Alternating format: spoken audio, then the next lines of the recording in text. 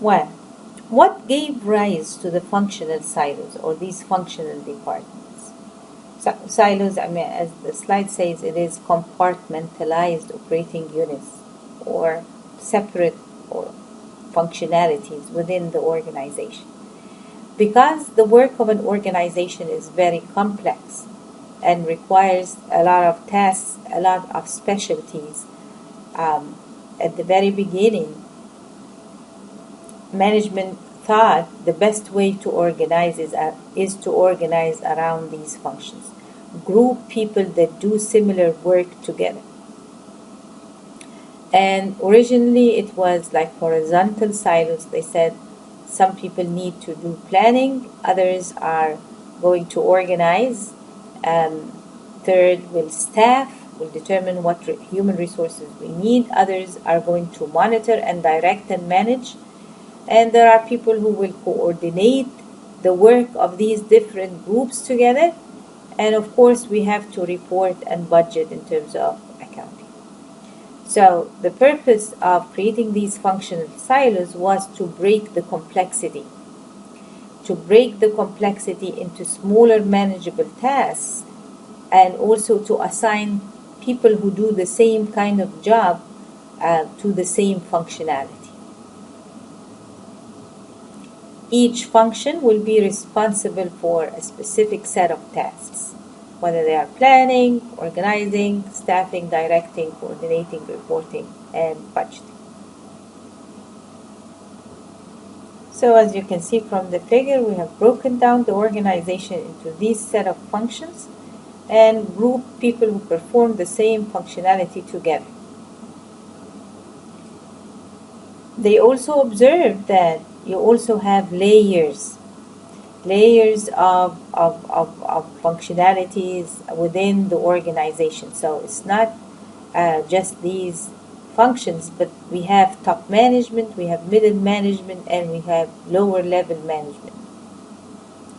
So these hierarchical layers perform also different functionality. They may be all involved in control, for example, at different levels. So the CEO and the president are really focused on the strategic objective of the whole organization. Usually, if I know that most of you have taken management before, you know that the strategy is usually a 5-year plan. So it's a long-term plan. However, people in the middle level management are more concerned about the execution of the strategy. Are we trying to achieve the objectives that the president and the CEO have set for us or not? So they have tactical issues. The low level of the organization, these are focused on day-to-day operations. So if you have the middle level management try to define the strategy into manageable and quantifiable objectives. So if they say sales should be, let's say for example, 5 million Qataris a day, that's what the low level is trying to achieve and is trying to control and is focused on monitoring that day-to-day activities. So if we are not achieving this, then middle management monitors and make changes, and it is the low level who will implement these changes. So again, as you see, 3 levels of management cut across, not across, but through vertically in the organization. At the very top, we have strategic management that is focused on defining the vision and mission of the organization. We have tactical management that is focused on translating these strategic vision and mission into a set of quantifiable and achievable goals. And then you have the functional that are focused on the day-to-day operations in order to achieve these goals defined by tactical management and set by the strategic management at the very top. Now, these two types of structure where we have different functionalities within the organization, each focusing on a specific function, and then understanding that there are layers or hierarchical layers also within the organization, created a lot of problem. Why? Because each layer, like for example here, each layer is focused on one thing only and is not aware of what's going on in the lower layers. So, and again, the information systems is also not helping. So you are getting more complex in terms of the market and in terms of the operations that you are performing.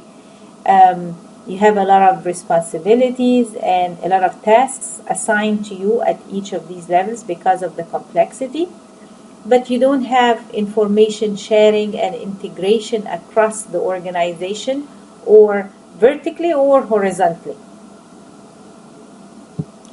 Organizations came to realize that the majority of the business processes involve multiple functions, that teamwork is very important for the success of these business processes. Information sharing, coordination are all very important. Okay, so that resulted in the need for a cross-functional structure that allow for information sharing to seamlessly go from one function to the other, and are focused on the business process rather than on the individual functions. So this, because really the success of the organization will not depend on just one function. If you are in accounting, you're trying to do the best job you can in that particular functionality. But now with the cross-functional attitude, you understand that you impact the process, but the success really depends on the whole process.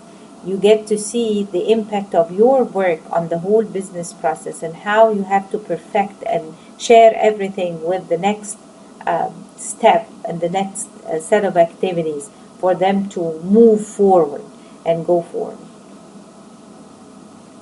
And that resulted in the need for a matrix structure. The functions are still important because you need the specialization. You need someone who really understands HR and another who understands accounting and manufacturing. But there has to be a way, there has to be a structure that allow for information sharing and allow for the coordination and the integration across these different functions.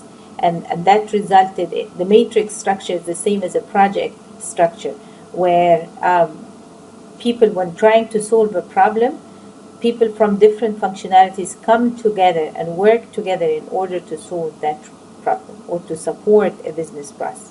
We've talked several times about processes like selling and purchasing, and we said that they are hardly compartmentalized in one specific department, that they go across departments. So you really need the help and the integration and the coordination of multiple functions together. We said that this kind of a structure allowed the organization to focus on a business process, which also resulted in a customer-centric perspective. Because the business process ends with really a satisfaction, or the goal of that every single business process is a satisfaction of the customer.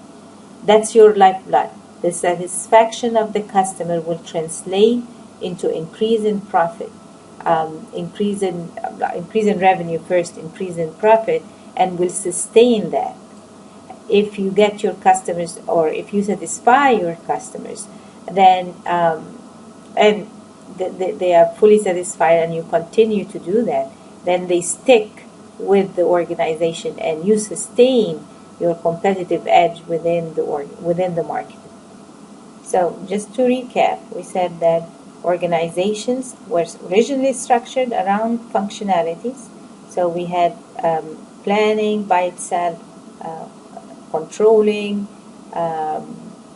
organizing, staffing, and directing, reporting, and so on. We also found that organizations are hierarchical in nature, that we have strategic management at the top, followed by tactical management and functional operations.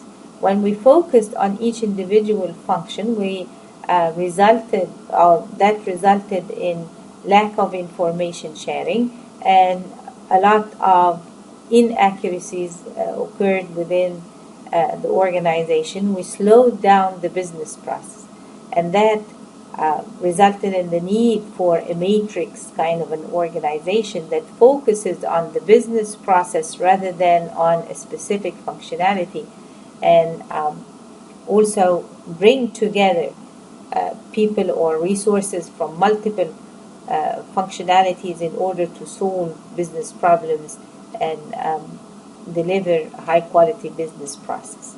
That resulted also in being customer centric.